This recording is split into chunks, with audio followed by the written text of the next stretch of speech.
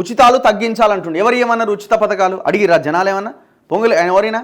తుమ్మల నాగేశ్వరరావు ఉచితాలు తగ్గించాలి. ఎవరు అడిగినారు మిమ్మల్ని ఉచిత పథకాలు? ప్రజలు ఏమైనా ఉచిత పథకాలు అడిగారా? ప్రజలు మాకు ఓటుకి ఇంత తీయండి అని అడిగారా? ఉచిత పథకాలు ఎవరు అడిగారు? మీరే హామీలు ఇచ్చారు. ఒకరిని చూసి ఒకడు, ఈ పార్టీ వాడు 4,000 పెడితే ఇంకోటి 4,001 రూపాయి పెడతాడు, 4,001 రూపాయి పెడితే 4,016 పెడతాడు. ఎడ్యుకేషన్ మీద, హెల్త్ మీద, ఉపాధి మీద మీరేమైనా ఒక మార్గాన్ని సూచిస్తే అది వేరే ఉంటుండే.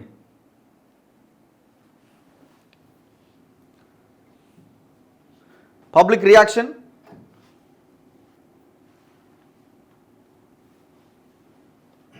మంత్రులు ఎమ్మెల్యేల జీతాలు ఆపండి, ఆ డబ్బులను వేరే వాటి కోసం వినియోగించుకోండి. ఇది కూడా మంచిగానే ఉంది కదా. మంత్రులు ఎమ్మెల్యేల జీతాలు ఆపండి, వాటిని వేరే వాటి కోసం వినియోగించండి అని అడుగుతున్నారు.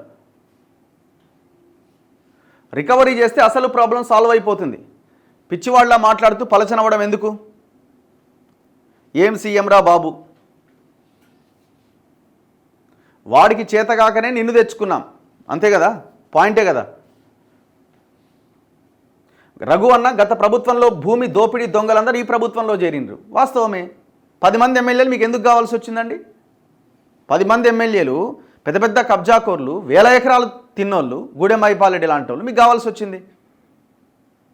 చివరికి ఏడికి పోయింది అది? ఒక ఎంపీ మూతి మీద గుద్దితే ఆయనకు రక్తం వచ్చే, ఆడ గద్వాల ఎమ్మెల్యే ఆయన కృష్ణమోహన్ రెడ్డికి కార్లో పోతుంటే ఎంపీకి ఆయనకు పడలే, ఆయన అవతల పార్టీ నుంచి వచ్చిండు.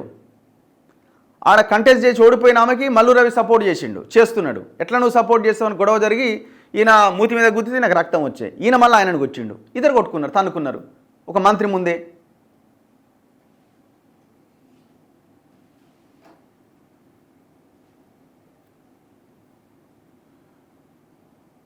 ప్రభుత్వానికి ఆదాయం లేనప్పుడు బడ్జెట్లో 3 లక్షల కోట్ల రూపాయలు చూపించారు, ప్రభుత్వానికి వచ్చేవి 2 లక్షల కోట్లు. పాయింటే ఇది కూడా. ఇప్పుడు అక్కడ కూడా ట్రాన్స్పరెంట్గా ఉంటే అయిపోయేది కదా. వీళ్ళు ఏమంటారంటే ఈ బడ్జెట్ ఎట్లా చూపిస్తారు, ఇంత ఆదాయం వచ్చే అవకాశం ఉంది అని దాన్ని కొంత ఎక్సెస్ చేస్తారు. ఆదాయాన్ని కూడా దీని ద్వారా ఆదాయం వచ్చేదని ఎక్సెస్ చేసి చూపిస్తారు. అప్పు పెడతారు, ఇంత అప్పు తెచ్చి మేము బాగు చేస్తామని చెప్తారు, దాన్ని కూడా ఎక్సెస్ చేసి చూపిస్తారు. అంతా కలిపి ఒక పెద్ద ఫిగర్ పెట్టి జనాన్ని ఆ 10 రోజులు మాయలో ముంచేస్తారు. చివరికి ఆ రివైజ్డ్ బడ్జెట్ వచ్చేసరికి ఆ అప్పు సరిగా రాదు, ఆయా రంగాల నుంచి వచ్చేటువంటి ఆదాయం కూడా సరిగ్గా రాదు, ప్రత్యక్ష పరోక్ష పనుల ద్వారా వచ్చే ఆదాయం కూడా సరిగ్గా రాదు. మనం ఆ రివైజ్డ్ బడ్జెట్లో మనకు మొత్తం భాగవతం అంతా బయటపడుతుంది. పోయే కాలం వచ్చినప్పుడు ఇలాంటి మాటలే వస్తాయి. రేవంత్ అన్న బట్టలు విప్పి ప్రజల ముందు నిలబడడం మంచిది కాదు, ప్రజల్లో ఆత్మస్థైర్యం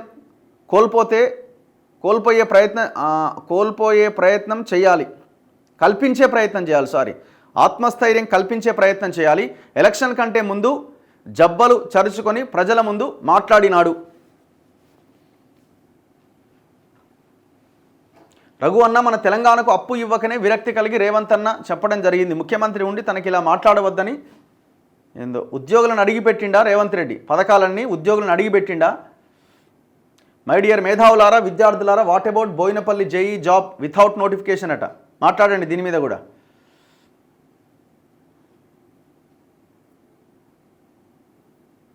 ఓవైసీని ఓల్డ్ సిటీ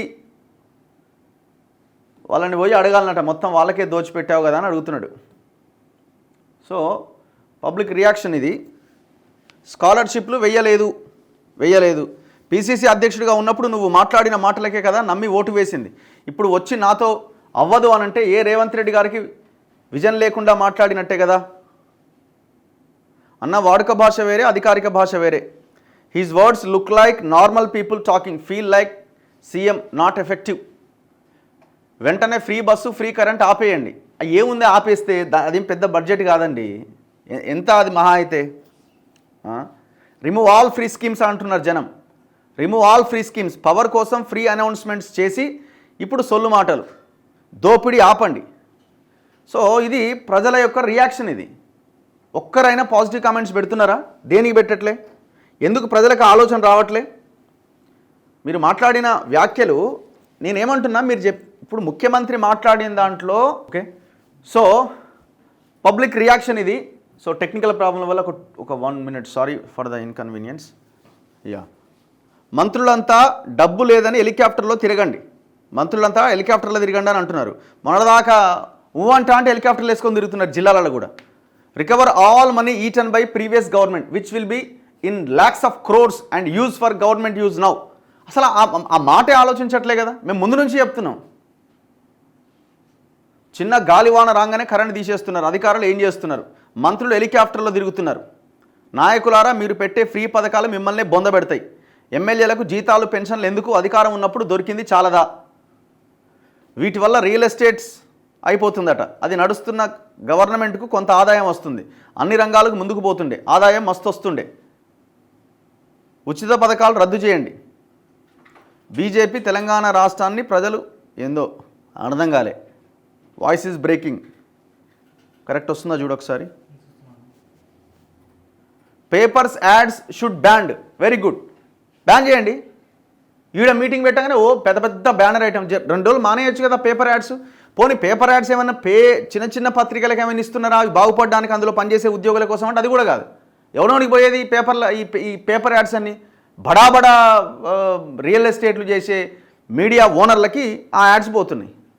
చిన్న పేపర్లకు ఏమైనా వస్తున్నాయి యాడ్స్? ఏమైనా లేదు కదా. ఆపండి. కోట్ల రూపాయలు మిగిలేవి. ఇప్పటికీ నాకు తెలిసి కోట్ల రూపాయలు మిగిలేవి. వాళ్ళ పైసలు వాళ్ళకి ఇవ్వడానికి ఏం రోగం? గొంతెమ్మ కోరికలు కోరుతలేరు కదా. పేపర్ల యాడ్స్ బంద్ చేసి ప్రజాప్రతినిధులందరికీ సగం జీతమే ఇవ్వాలి. అవినీతి ఐఏఎస్ ఆఫీసర్ల ఆస్తులు మేనిఫెస్టో ఎందుకు పెట్టారు? తెలివి లేదా?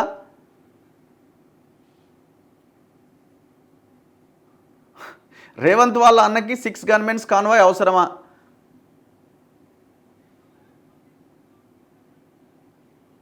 అన్న, తెలంగాణకు మరో పార్టీ కావాలి, మంచి నాయకుడు కావాలి. అసలు బేసిక్గా తెలంగాణకి ఈ పరిస్థితి రావడానికి ప్రధానమైన కారణం ఏంటంటే ప్రజల కోసం ఆలోచించే ఒక్క నాయకుడు కూడా లేకపోవడమే ప్రధానమైన కారణం. దరిద్రం. ఈ తెలంగాణకి నాయకుడు లేకపోవడం దరిద్రం. నేనేమంటున్నా అంటే ముఖ్యమంత్రి చెప్పిన దాంట్లో తప్పు లేదు. అంటే తప్పు లేదు మీన్స్ రాష్ట్రం ఈ పరిస్థితిలో ఉంది అని చెప్పడం కరెక్ట్, బాగానే ఉన్నది. కానీ చేయాల్సిన ఆప్షన్స్ ఉన్నాయి కదా, అవకాశాలు ఉన్నాయి కదా, మరి వాటిని ఎందుకు పాటించట్లేదు అన్నది మా ప్రశ్న. అదొకటి. రెండోది, రాష్ట్రం ఈ పరిస్థితిలో ఉన్నప్పుడు మీరు డైరెక్ట్గా పబ్లిక్ మీటింగ్లో ఈ రకంగా మాట్లాడడం కంటే ఒక డిస్కషన్, ఒక డైలాగ్, అందరినీ కూర్చోబెట్టి మాట్లాడితే ఒక పరిష్కారం దొరుకుతుంది. ఉద్యోగ సంఘాలు ఏమైనా, ఉద్యోగులు ఏమైనా ఎక్కడి నుంచో వచ్చినా? లేదు, మన వాళ్ళే కదా, అర్థం చేసుకోగలుగుతారు కదా. ఇది లేదు, ఇది ఉన్నది, ఇప్పుడు లేదు, ఒక 6 నెలల తర్వాత చూద్దాం, చెప్పండి, అయిపోయా. సింపుల్ కదా. అంటే మీరు ఏంది భవిష్యత్తులో కూడా ఎట్టి పరిస్థితుల్లో ఈ డిమాండ్స్ గురించి మీరు అడగొద్దు, మేము చేయమని చెప్పదలుచుకున్నారా? క్లారిటీ ఇచ్చే ప్రయత్నం చేయండి.